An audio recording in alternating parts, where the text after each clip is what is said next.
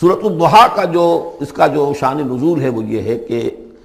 کچھ دنوں کے لیے، ایک تو بالکل شروع میں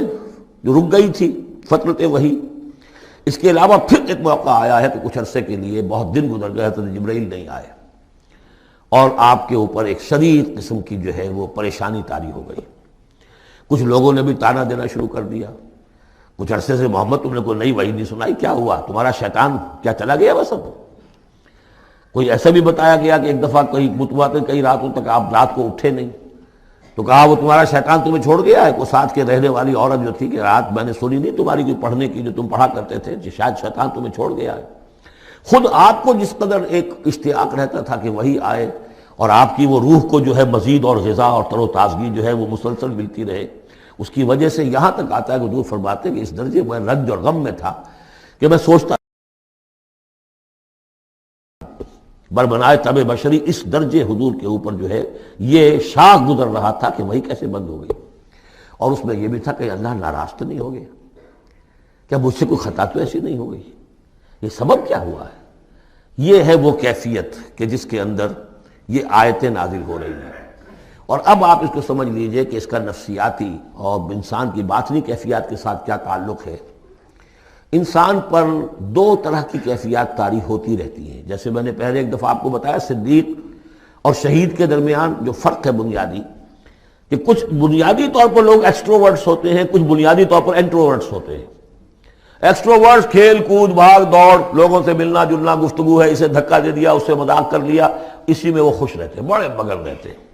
تنہائی انہیں کاٹ کھانے کو دوڑتی ہے۔ اور ایک انٹروورٹس ہوتے ہیں کہ وہ مجلس وغیرہ کو نہیں ہوتا، اپنے تنہائی میں کہیں بیٹھے ہیں، غور و فکر کر رہے ہیں، سوچ بچار کر رہے ہیں، انہیں وہ مجلس سے زیادہ اپنا گوشہ تنہائی جو ہے وہ زیادہ عزیز ہوتا ہے۔ تو یہ دو مزاج اللہ نے بنائے ہیں۔ اسی طرح ہر انسان کے اوپر آلٹرنیٹلی کچھ کیفیات آتی ہیں جس کو ہم کہتے ہیں میرا موڈ آف ہے، ایک طرح کا قبض سا ہو جاتا ہے، طبیعت میں بندش سی ہوتی ہے، کسی وقت اسی شخص کے اندر پھر انشراح سا ہو جاتا ہے، پھر ہنسنے بولنے کو جی چاہتا ہے، گفتگو کرنے کو جی چاہتا ہے۔ تو یہ کیفیت جب انسان کی روحانی زندگی سے متعلق ہو جائے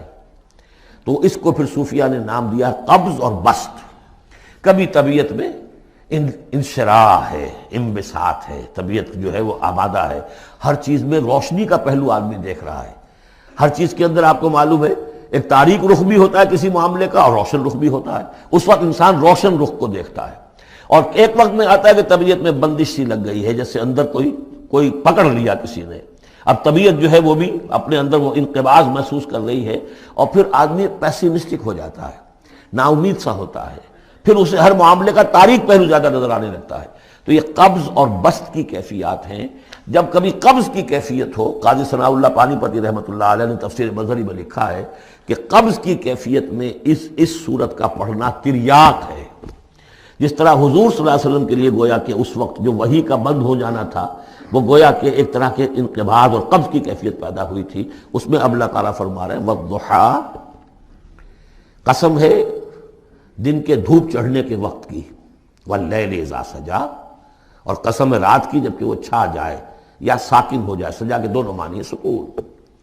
اب دیکھیے ان دونوں کو کیوں لائے، اس لیے کہ صبح ہے، حرکت ہے، برکت ہے، چلنا ہے، دوڑنا ہے، ہر شخص جا رہا ہے، ادھر جا رہا ہے ادھر جا رہا ہے، رات کو سکون ہو گیا، تاریکی چھا گئی اور شور ہنگامہ ختم ہو گیا۔ لیکن یہ رات اور دن دونوں ضروری ہیں انسان کے لیے، یہاں کا نظام چلانے کے لیے۔ اگر رات ہی رات ہوتی تب بھی یہ دنیا نہ چلتی، اور دن ہی دن ہوتا تب بھی نہ چلتا، تو رات بھی ضروری ہے۔ اسی طریقے سے نفس انسانی کے لیے کبھی کبھی قبض کا وقفہ بھی ضروری ہے۔ آپ اسے یہ نہ سمجھیں کہ اللہ تعالیٰ ناراض ہو گیا، یہ بھی ہماری تربیت کا ایک یوں سمجھیے کہ ایک جز ہے۔ ما ودعک ربک وما قلی، آپ کے رب نے آپ کو رخصت نہیں کیا ہے، نہ ہی وہ آپ سے ناراض ہوا ہے۔ وَلَلْآخِرَةُ خَيْرٌ لَكَ مِنَ الْأُولَىٰ، اور اس کے بعد جو وقت آئے گا اس قبض کے بعد وہ پہلی سے بھی بہتر ہوگا۔ اور میں حیران ہوتا ہوں کہ کیسے غالب نے وہ بات کہی ہے کہ جو بالکل ترجمانی ہے اس کی، رکتی ہے میری طبع تو ہوتی ہے رواں اور، یعنی یہ کہ جب میری طبیعت کے اوپر کبھی کبھی رکاوٹ سی آ جاتی ہے، اب شعر جو ہیں اچھے نازل نہیں ہو رہے، لیکن جب وہ رکاوٹ سے میں نکلتا ہوں، اس قبض سے نکلتا ہوں، رکتی ہے میری طبع تو ہوتی ہے رواں اور، اس لیے کہ اس قبض کے بعد جب مرحلہ آتا ہے انبساط کا اور انشراح کا تو وہ ایک قدم آگے ہوتا ہے آدمی، اس پہلی کیفیت سے ایک درجہ جو ہے اس کا بڑھ چکا ہوتا ہے۔ وَلَلْآخِرَةُ خَيْرٌ لَكَ مِنَ الْأُولَىٰ، یقیناً پچھلی ہر گھڑی، ہر ساعت اور ہر قبض کے بعد آنے والا انبساط آپ کے لیے پہلے سے اونچا درجہ لے کر آئے گا۔ وَلَسَوْفَ يُعْطِيكَ رَبُّكَ فَتَرْضَىٰ، ان قریب آپ کا رب آپ کو اتنا کچھ دے گا، اتنا کچھ دے گا، آپ کی محنتوں کے وہ نتائج سامنے آئیں گے کہ آپ راضی ہو جائیں گے۔ اب دیکھیے پچھلی صورت ختم ہوئی تھی وَلَسَوْفَ يَرْضَىٰ، یہاں ہے وَلَسَوْفَ يُعْطِيكَ رَبُّكَ فَتَرْضَىٰ، صرف ضمیر کا فرق ہے، کیونکہ صدیق پر وحی نہیں آتی براہ راست خطاب نہیں کیا جا سکتا، وہاں وہ صیغہ جو ہے وہ غائب کا ہے وَلَسَوْفَ يَرْضَىٰ، اور چونکہ نبی وہ ہے جس پر وحی آ رہی ہے، براہ راست مخاطب ہے، تو فَلَسَوْفَ يُعْطِيكَ رَبُّكَ فَتَرْضَىٰ، آپ کا رب اتنا کچھ دے گا کہ آپ راضی ہو جائیں گے۔ اب یہ کہ اسی قبض کی حالت میں پھر اللہ تعالیٰ اپنے احسان جتا رہا ہے، اور یہ بہترین ہے۔ کبھی طبیعت پر ڈپریشن ہو اس طرح کی اور قبض کی کیفیت ہو تو آدمی یاد کرے کس کس مرحلے پر اللہ نے میری دستگیری فرمائی، کن کن مراحل پر اللہ تعالیٰ نے مجھے مشکلات سے نکالا، اس سے وہ حوصلہ بڑھتا ہے۔ اور اس کو بھی سمجھیے کہ اسی انداز میں علم یجد کا یتیماً فآویٰ، یہ سیرت النبی کے بڑے اہم حصے ہیں جو اس میں آ گئے ہیں۔ آپ کی پیدائش یتیمی میں، پوسٹیومس چائلڈ،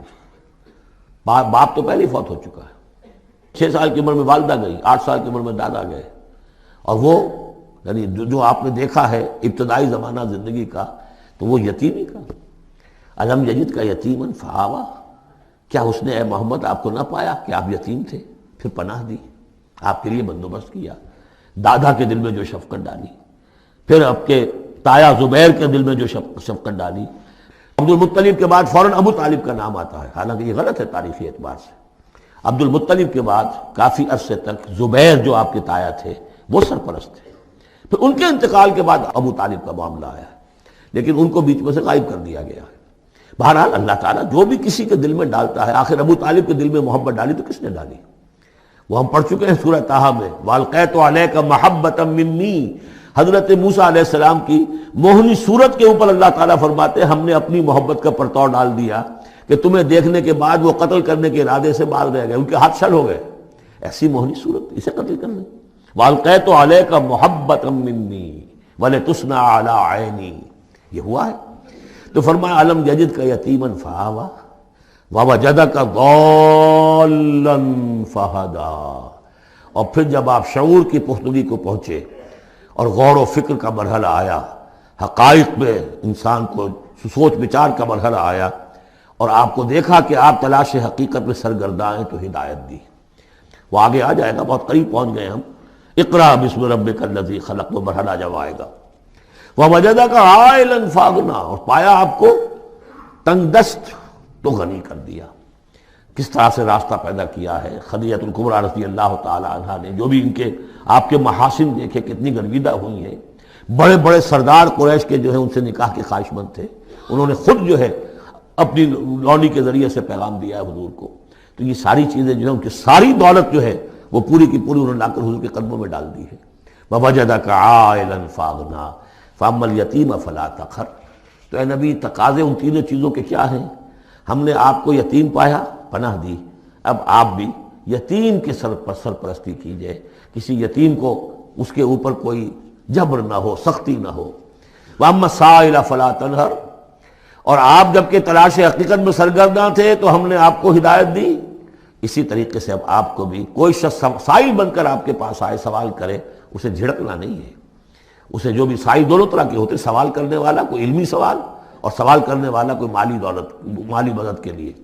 وَأَمَّا بِنِعْمَةِ رَبِّكَ فَحَدِّثْ، اور جو ہدایت تمہیں دی ہے ہم نے اب اسے عام کرو، یہ نعمت ہے، آپ کے رب کا انعام ہے، یہ ہدایت جو آپ کو عطا ہوئی ہے اس کو بیان کرو۔ اس کے بیان کرنے میں یہ بھی ہے کہ اللہ کے انعامات کا چرچا انسان کرے اس کا شکر ادا کرنے کے لیے، اور یہ بھی ہے کہ اس کو پھیلائے اور عام کرے، دوسروں تک پہنچائے، ورنہ وہ بخل ہو جائے گا کہ وہ دولت جو ہے ہدایت کی اس کو آدمی صرف اپنی ذات تک محدود رکھے اور اس کا جو خیر ہے وہ دوسروں تک نہ پہنچائے۔